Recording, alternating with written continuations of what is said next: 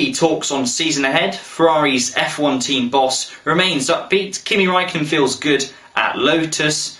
And all the latest news, including the press conference schedule on Thursday and Friday. This is the Lewis Round F1 Update.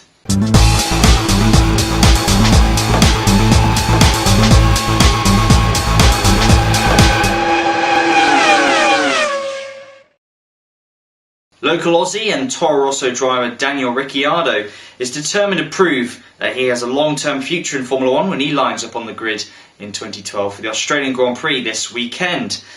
It's his first full season in the sport after competing in 11 races with Hispania last year, making his debut at the Silverstone track for the British Grand Prix. The Perth-born 22-year-old, who has been highlighted as a potential successor to Mark Webber, he's, however, despite driving 11 Grand Prix with Hispania Racing, he knows he could be easily dumped if he does not live up to the hype. Especially when we saw the disposal of Jaime Alguersuari and Sebastian Buemi, when not even giving any indications of firing those two. They both did well, especially Alguersuari, I thought. But before you know it, unexpectedly it occurred. Ricciardo knows this, and when asked the question, he simply replied, "It could be my one and only year if it's not good enough. So I've definitely got to step up and do as good of a job as I can. I plan on staying in Formula 1 and competing at a very high level for many years to come, and it's a good start to have a good year this season." A good start for Ricciardo would be to get over his Toro Rosso teammate Jean-Eric Vergne, and he's hoping his experiences from that half season with HRT, where he recorded his best place finish of 18th, will be vital. Ferrari team principal Stefano Domenicali is convinced the Maranello outfit can fight for the World Championship despite a disappointing pre-season. And the Italian team have identified that they are well off the pace ahead of this weekend's season, with the technical director stating that they will not even contend for podium places, putting them on the back foot before the campaign has even started. That's worrying. However, Stefano Domenicali has refused to write off Ferrari's chances this year and says it is yet to be seen where they stand in comparison to their rival teams. He said it's going to be a very long season, and at least as far as I see it, a very unpredictable one. There are many teams who look like being in the hunt, especially in the early stages. We arrive in Australia knowing we have not reached our target goals in performance for a variety of reasons, which we have discussed at length over the past few days. All we must do is stay focused on the job at hand, and the championship does not end until November, which is something we should never forget. Very bullyish words from the Ferrari boss Stefano Domenicali. Many people, including myself, are predicting Ferrari to be struggling to challenge at the start of the year. Mainly down to how competitive the pack are, really. Mercedes and Lotus definitely both look very competitive, and Australia is always a track that normally punishes teams, especially with an underperforming car. I wouldn't be surprised if I saw Ferrari battling around 6th and 7th places. I really wouldn't. Places which are not acceptable at Ferrari. It's a national team. The Italians wave the Ferrari flag with pride. I still think Ferrari, though, can turn it around.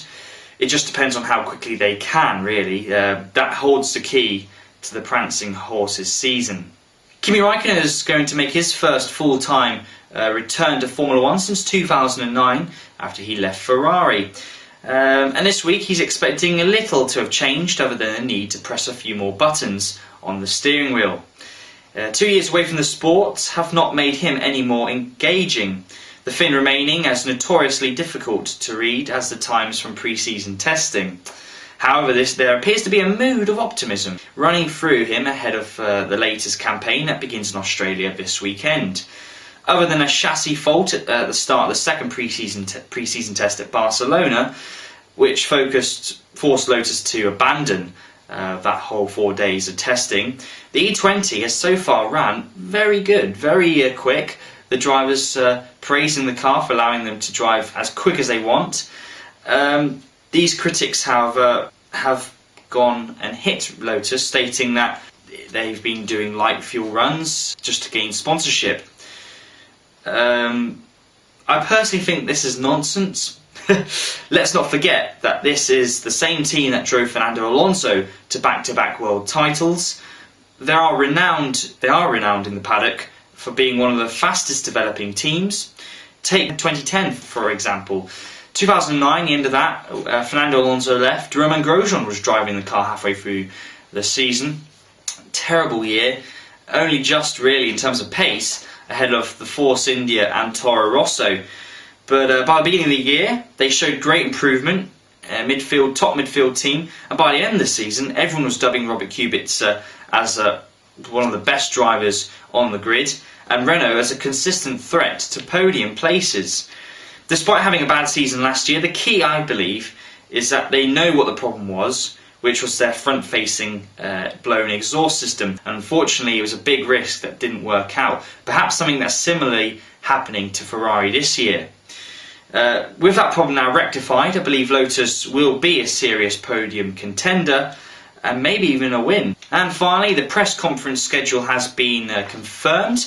The returning Kimi Raikkonen, as well as local heroes Mark Webber and Daniel Ricciardo, will be fielding questions. So this is the driver lineup for that press conference on Thursday. Jenson Button, rookie Charles Pic, Kimi Raikkonen, Daniel Ricciardo, Sebastian Vettel and Mark Webber. While on Friday, just after practice, the team bosses of Eric Boullier of Lotus, Ross Brawn of Mercedes, Paul Hembry from Pirelli, Adam Parr from Williams and Luis Sala from HRT. That's it for today's F1 update. Please comment, rate and subscribe. Keep up to date wherever you are at Lewis Round F1 via Facebook and Twitter.